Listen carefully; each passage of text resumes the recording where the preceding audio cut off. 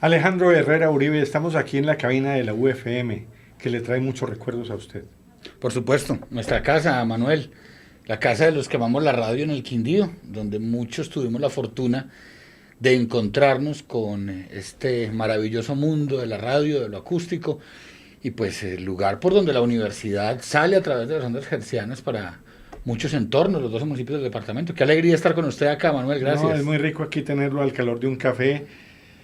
La filosofía, la ciencia, la radio, ese entorno suyo, ser docente. ¿Cómo inició en el colegio? Vámonos al colegio, ese amor por la filosofía.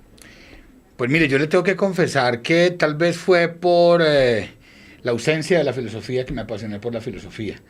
Todos sabemos que el grado 11, en nuestra época, recuérdelo, Manuel, el grado sexto, era o es quizás aún, un grado escolar en el cual uno está a punto de dar un paso, no sé en qué lugar, o sea, es una suerte como de salto en el vacío. Lo único seguro es que usted se va para la costa.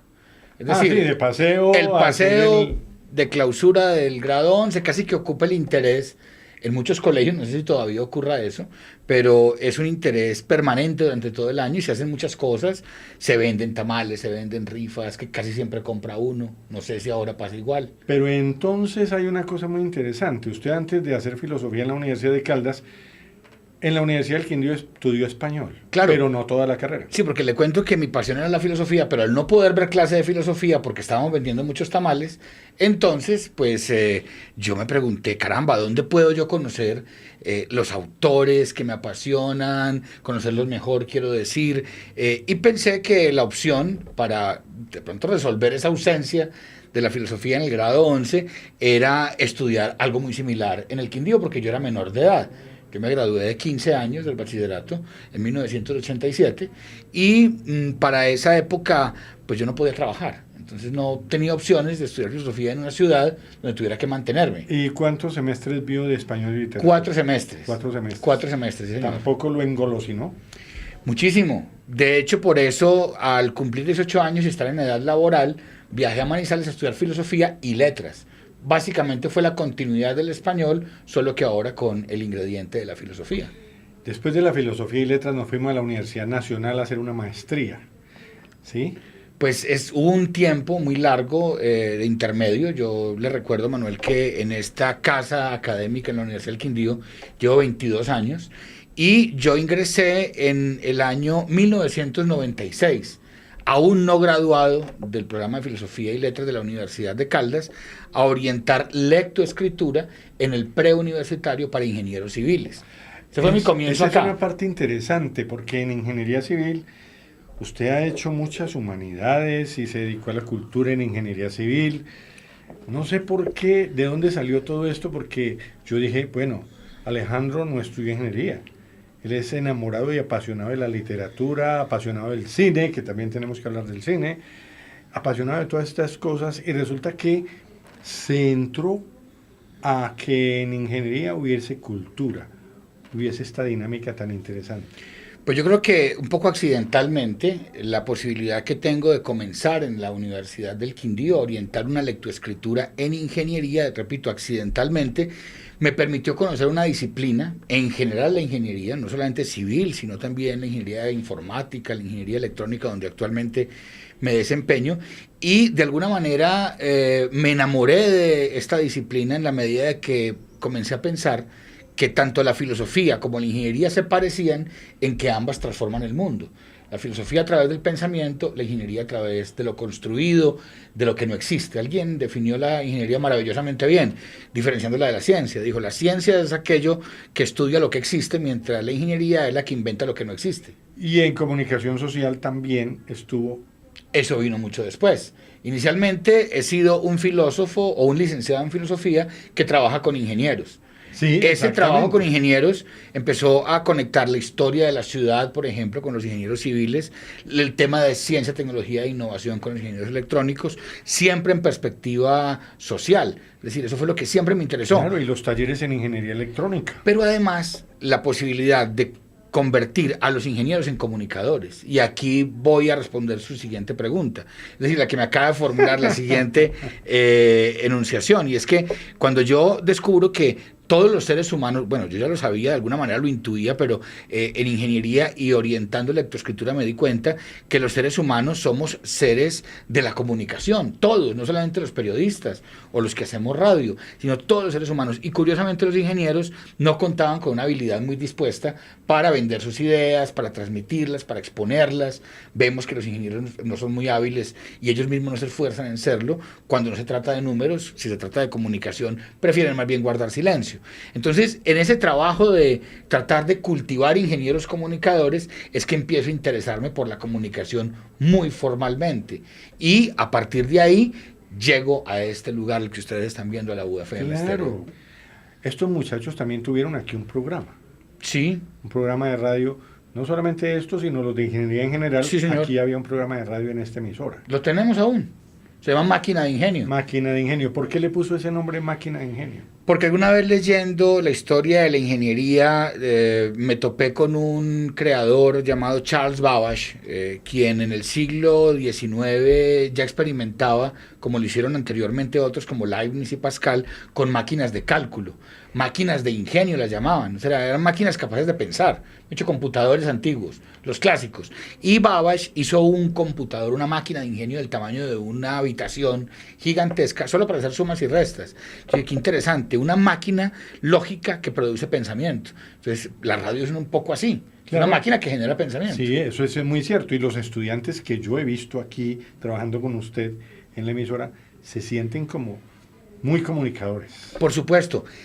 Incluso a veces descubre uno talentos para la comunicación muy fluidos, con una gran capacidad de interacción, de creación, de improvisación entre los ingenieros. Y curiosamente a veces no se encuentra uno con muchos personajes así en programas de comunicación social.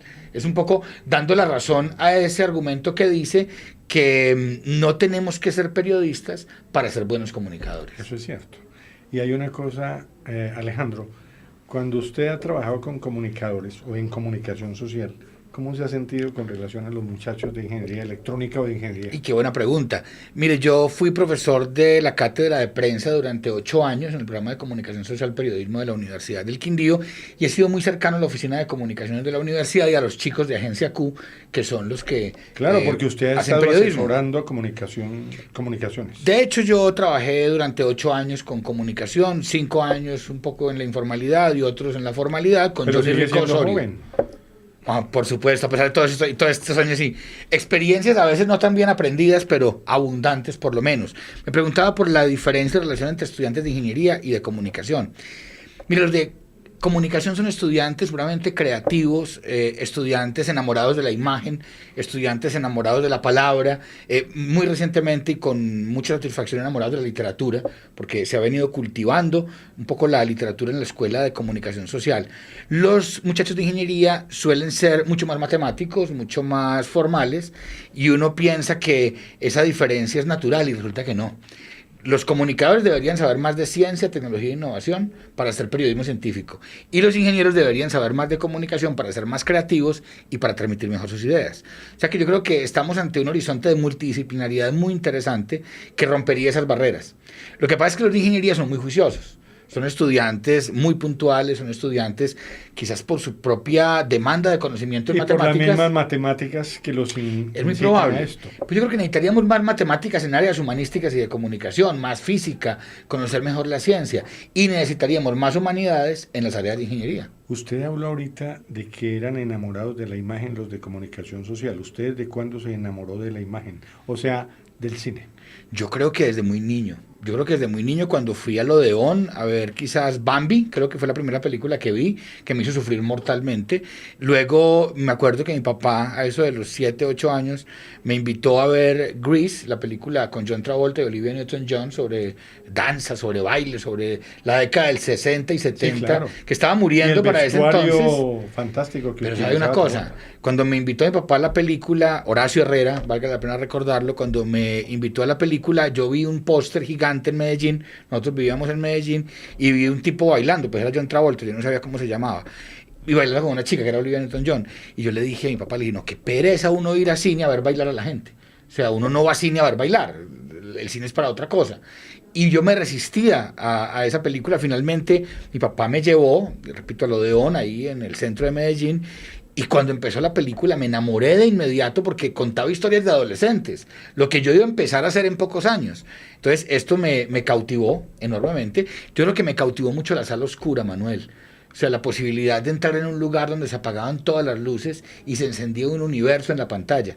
Eso me parece a mí que es todavía, es uno de los rastros más vitales o más vivos del mito que tenemos en la cultura contemporánea. ¿Y de ahí en adelante siguió viendo o estudiando el cine o analizando directores, actores? ¿Qué se urgió? Claro, bueno, pasó por toda la infancia. Recuerdo que había un club de niños que veíamos cine los domingos en un teatro de Medellín llamado el Club Los Halcones.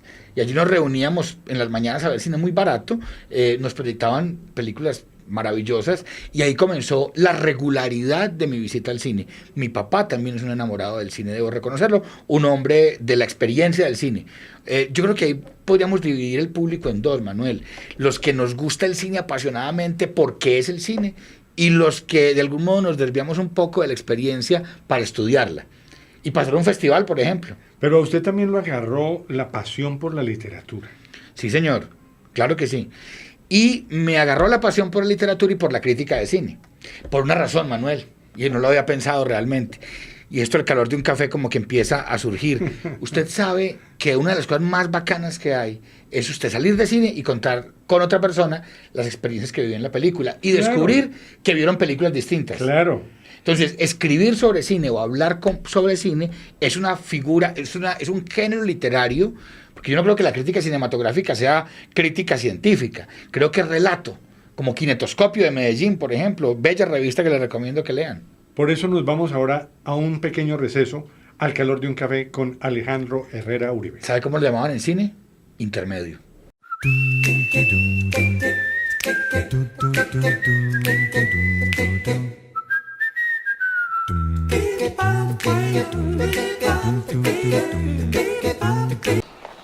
Desde pelado se veía que este chino era un berraquito. Imagínese que cuando la mula se le cansaba, él cargaba los costales y la mula y arrancaba arriado. Una vez encalló una ballena en la playa y el solito la devolvió al mar. Le tenía un miedo que cuando escuchaba el nombre de él, salía corriendo el ratón. Lástima que un día, arreglando una conexión, tocó un cable de energía y hasta ahí llegó. Una desgracia. De tocar un cable de luz nadie se salva. Ten en cuenta todas las precauciones y mantente alejado. El grupo EPM. Por ti, estamos ahí.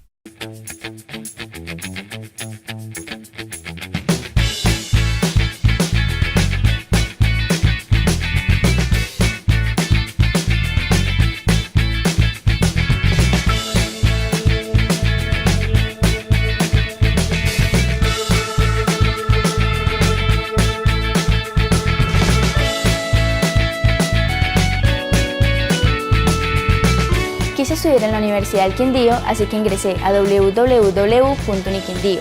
Busqué admisiones y fui directo a inscripciones. Después de conocer la amplia oferta académica, me inscribí en la carrera que siempre había querido, porque mi futuro está aquí, en la Universidad del Quindío.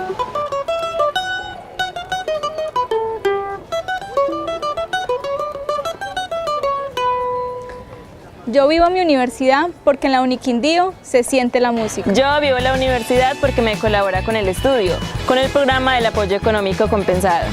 Yo trabajo en audiovisuales recopilando archivos. Yo vivo en mi universidad porque puedo combinar el arte y la cultura con mis estudios. Porque gracias a la natación podemos pagar nuestros estudios. Yo vivo en la universidad porque fomentamos el deporte y contamos con los espacios para practicarlo.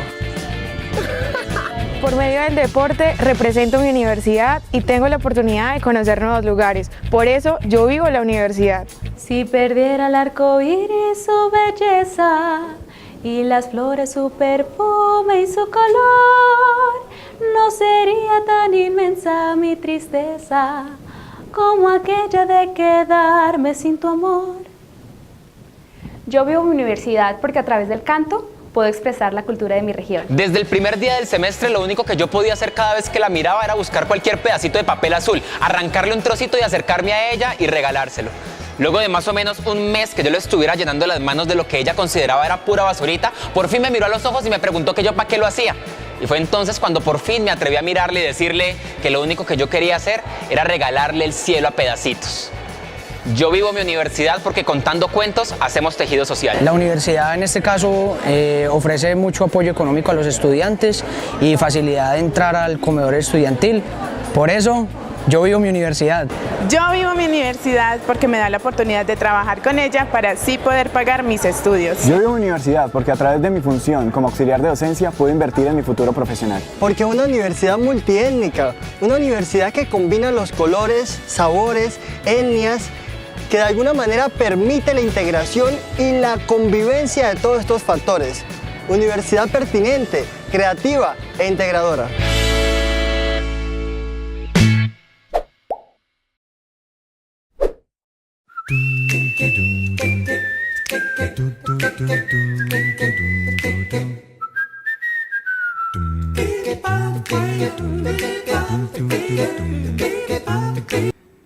Cuando una vez vino aquí Mario Mendoza, nos fuimos a una torre a hablar de cine y fue maravilloso. Yo me puse a verlos conversar. ¿Dónde aprendió usted todo eso de los artistas, los actores, los directores, la magia de la película?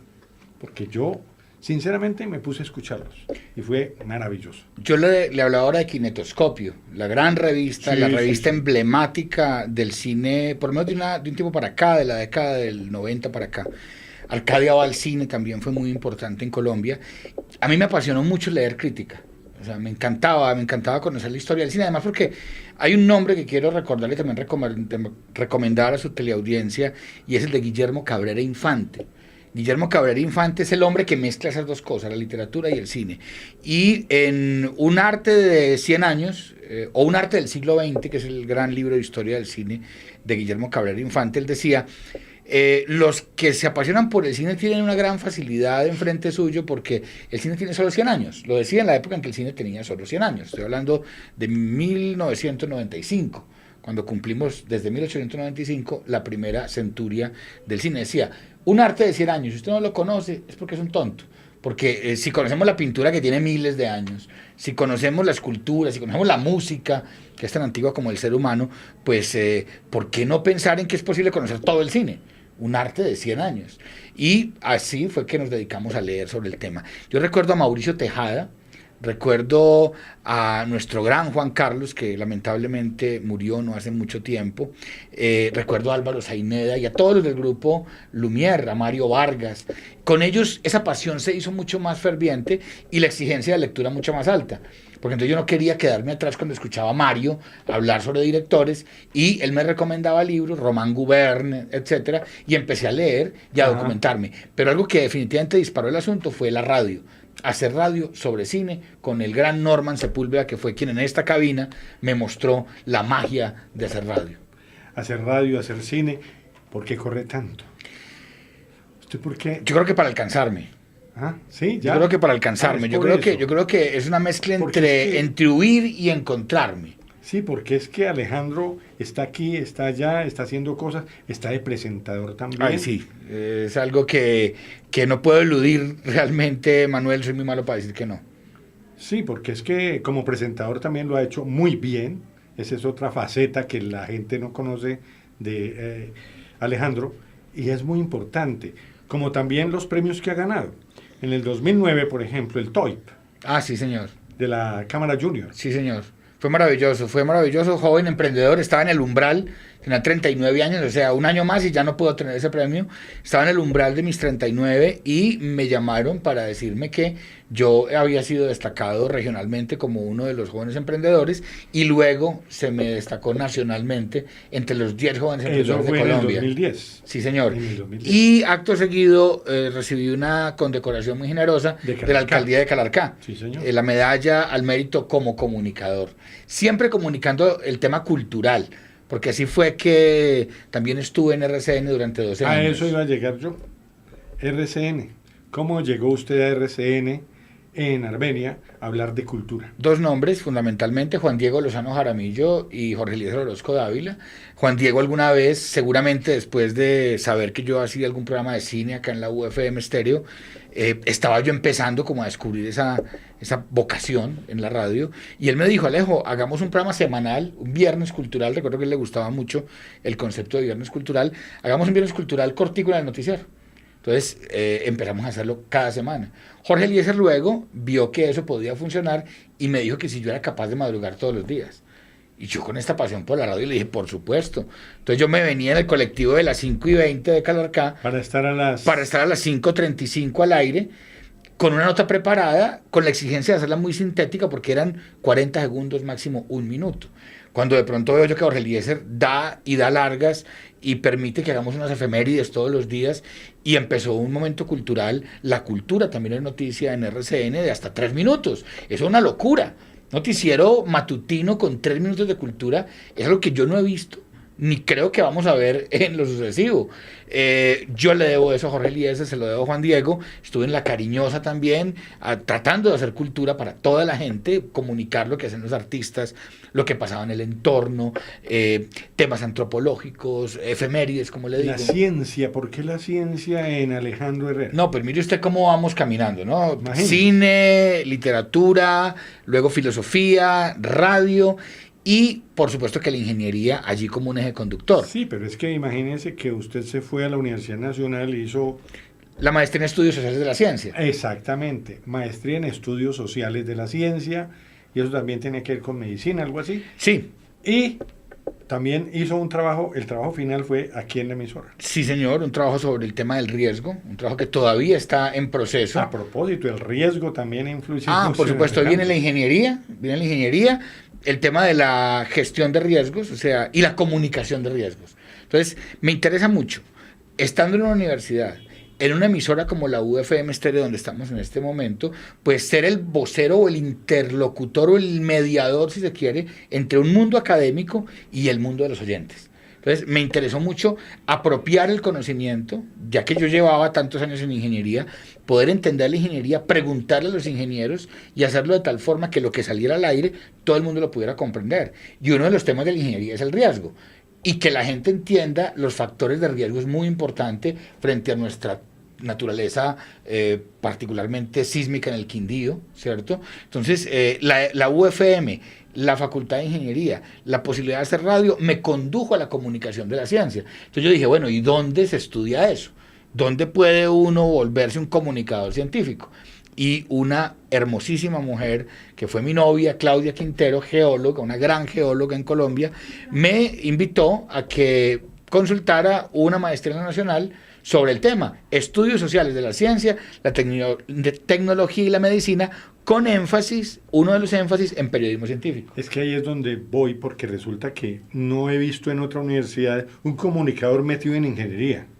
Eso es rarísimo. Y un filósofo, o sea, usted ve todas las contradicciones en este sujeto. Un filósofo, sí. Más filósofo que comunicador, no sé. Yo por ahí tengo una frase. Tiene de todo. Yo tengo una frase que es bastante ampulosa, como todas las frases de cajón, pero que dice, soy un comunicador en la educación y un educador en la comunicación.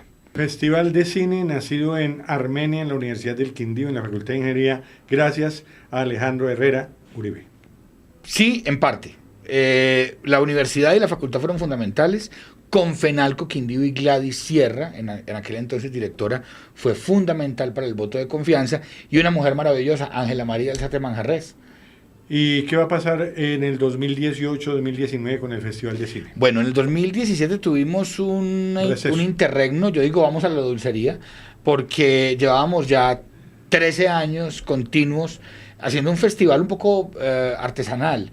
Y su relación con Víctor Gaviria sigue siendo fundamental e interesante. Muy importante, es una de las cosas que más me enorgullece porque además Víctor Gaviria nos ha permitido que el festival se alimente de lo mejor del cine colombiano porque él es quien nos permite todos los contactos con los directores y los creadores. Alejandro, usted hace muchas locuras. ¿Cuál ha sido la mejor?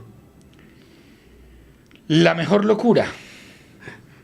O caramba, la mayor locura. Caramba, yo creo que la mayor locura, y tiene que ver curiosamente con lo que usted habla ahora de ser presentador, tiene que ver con suponer que cuando usted está frente a un público, sea de 10 millones de personas, 1000 personas, 500, 50, usted siente que está jugando un juego y que puede arriesgarse a cualquier cosa. O sea, no tengo, y creo que es muy peligroso eso, pánico escénico. Para mí, y no es de ninguna manera un acto de vanidad decirlo, es que no me tomo la vida realmente en serio tanto como para pensar que es una tragedia o como para pensar que voy a naufragar en ella. Creo que la vida para mí es un deporte de alto riesgo en el cual es bueno siempre subir la vara y estar más allá de la frontera. Cada día se hacen más locuras. Claro, pero la locura mía es enfrentarme al público, o sea, un poco la irresponsabilidad que me asiste cuando logro lanzarme al vacío en la radio, en este programa de televisión o en un acto protocolario o en unos grados de la Universidad del Quindío. Entonces, no quiere decir que no lo asuma con seriedad, ¿puedo Manuel? decir que usted es un irresponsable responsable? Posiblemente. O sea, tengo la irresponsabilidad suficiente para tomar decisiones muy arriesgadas conmigo mismo, pero la responsabilidad y la seriedad para asumirlas con calidad. Ah, bueno, pero usted me preguntaba por el festival. Ah, el festival, sí, vámonos con el 18, festival. Año 2018, 19. La idea es que el festival se fortalezca. Cada vez que uno se encuentra con personas como ustedes que son apasionados de la cultura, uno sabe que estas empresas como el festival no pueden morir, porque es que no son de uno, son de responsabilidad de uno quizás, pero son de patrimonio de todos. Entonces el festival va a regresar con mucha fuerza en 2018. Creo que esa es la mayor locura, Manuel. No, rico. Hacer un festival que no te da plata, en el cual tienes que invertir todos tus ahorros, que te crea problemas por todas partes, que te dificulta la vida durante 8 días, en el que no puedes ver cine, porque no hay mejor manera de no ver cine que hacer un festival, que terminas exhausto, con deudas, que es muy difícil, es muy difícil. Alguna vez Víctor Gaviria me decía que cómo era que a mí se me ocurrió hacer un festival dentro de una universidad, eso no existe casi en ninguna parte. Pero yo confío en que el cine sea una herramienta pedagógica y creo que podemos superar toda esa dificultad logística con mucha planeación. Y en eso tenemos que fortalecernos para no hacerlo más artesanalmente, para que el festival sea una empresa, es lo que queremos que sea. No, y una empresa que sea a nivel nacional, porque es que usted con el festival se parece a nosotros. Yo creo que sí. Somos muy parecidos. Por supuesto. Pero como le digo, puede que no nos estemos llenando los bolsillos de dinero. No, puede no, es seguro que no, pero el corazón nos lo estamos llenando del afecto que nos otorgan quienes nos ven, quienes nos escuchan. Mire, yo le decía a alguien alguna vez, para mí no hay nada más apasionante en el cineclubismo que en medio de la película voltear la mirada y ver a la gente mirando la pantalla con una mirada de emoción y saber que esa gente está emocionada porque vos pusiste esa película. ¿Sabe qué, Alejandro Herrera Uribe? Gracias por estar aquí con nosotros al calor de un café, porque hoy los televidentes ya saben un poquito más quién es Alejandro Herrera Uribe. Muchas gracias, Manuel. No sabe usted lo que me gusta haber podido estar con ustedes y yo sé que son aliados del festival. Vamos a tener un gran festival en 2018 y podemos contar con el calor de un café. Claro que sí.